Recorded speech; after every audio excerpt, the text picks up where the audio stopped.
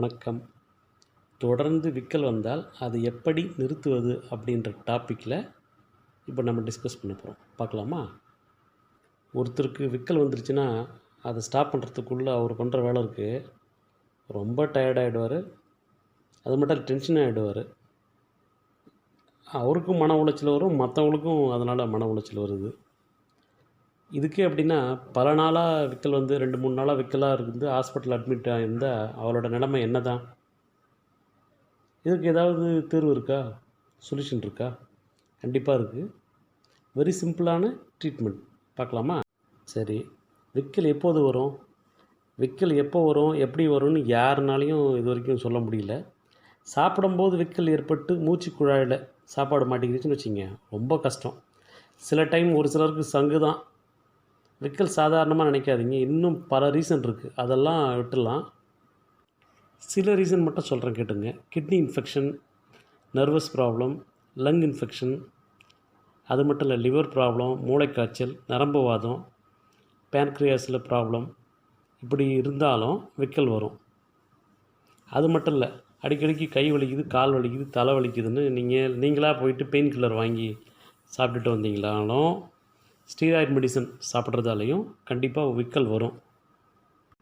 விக்கல் வந்தால் உடனே நீங்கள் நினச்சிப்பீங்க, ஓ நம்ம லவர், ஓ நம்ம நினச்சிட்ருக்காங்க, இல்லை நம்ம மாமா மாமி சித்தப்பா சித்தி அப்பா இப்படின்னு உறவுக்காரங்க நினைக்கிறதா நீங்கள் நினச்சிருப்பீங்க. இப்போ தெரியுதா விக்கல் வர என்ன காரணம்னு? சரி, விக்கல் ஏன் தான் வருது? விக்கல் மட்டும் இல்லை, தும்மல், ஏப்பம் கூட காரணமே இல்லாமல் ஏன் வருது? எல்லாத்துக்கும் அர்ஜெண்ட், அதாவது அவசரம் தான் காரணம்.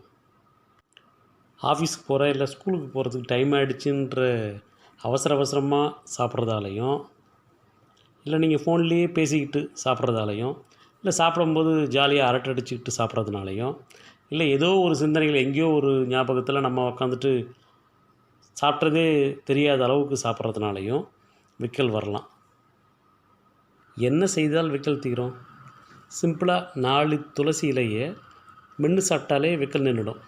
அப்படியும் இல்லையா, விக்கல் வரும்போது நீங்கள் டீப்பாக மூச்சை இழுத்து கொஞ்ச நேரம் அப்படியே டம் பிடிச்சி மூச்சை அடக்கி மெதுவாக மூச்சை விட்டிங்கன்னா விக்கல் நின்றுடும்.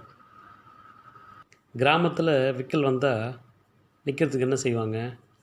ஒரு ஸ்பூன் சர்க்கரையை வாயில் போட்டால் விக்கல் நின்றுடும் அப்படின்னு சொல்லுவாங்க. அப்படியே நிற்கலையா, தயிரில் கொஞ்சம் உப்பு அதிகமாகவே கலந்து கொஞ்சம் கொஞ்சமாக குடிச்சிட்டு வந்தால் விக்கல் நின்றுடும். இல்லை அப்படி இல்லை, வேகமாக ஒரு சொம்பு தண்ணியை குடித்தாலே நின்றுடும்.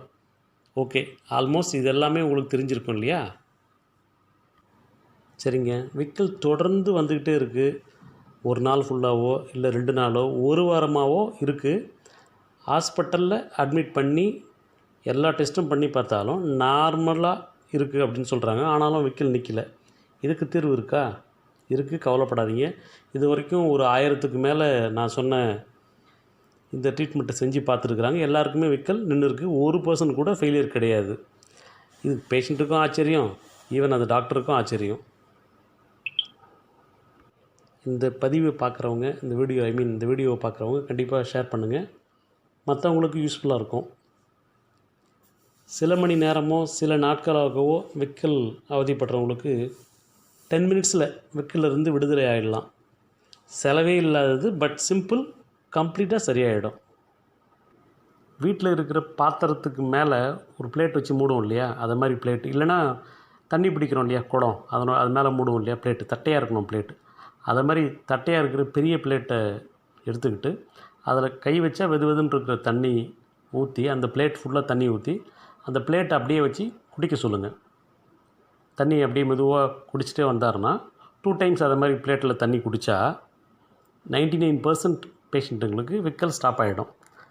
அப்படியும் ஸ்டாப் ஆகலை அப்படின்னா மறுபடியும் ஒரு 10 மினிட்ஸ் பொறுத்து அதே மாதிரி பிளேட்டில் அந்த வெதுன்னு இருக்கிற தண்ணியை வச்சு குடிக்க சொல்லுங்கள். 100% சரியாயிடும்.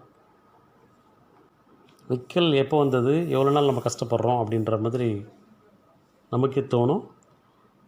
டாக்டரும் ஆச்சரியப்படுவாங்க, பேஷண்ட் ஆச்சரியப்படுவாங்க எப்படி சரியாயிடுச்சு அப்படின்றது. பட் ஒரு கண்டிஷன், விக்கல் நின்ன பிறகும் அதே மாதிரி நம்ம ட்ரை பண்ணுவோம். அடடா இதனால தான் விக்கல் சரியாச்சு, பிளேட்லேயே குடி பண்ணுறதெல்லாம் குடிக்கக்கூடாது. அது விக்கல் வரும்போது ஸ்டாப் பண்ணுறதுக்கு தான். அப்படியே தொடர்ந்து தண்ணியை குடிக்கக்கூடாது. செகண்டு, நீங்கள் வந்து 1 வீக் நான்வெஜ்ஜை கட் பண்ணிடணும். விக்கல் நின்ன பிறகு நான்வெஜ் கட் பண்ணிடணும்.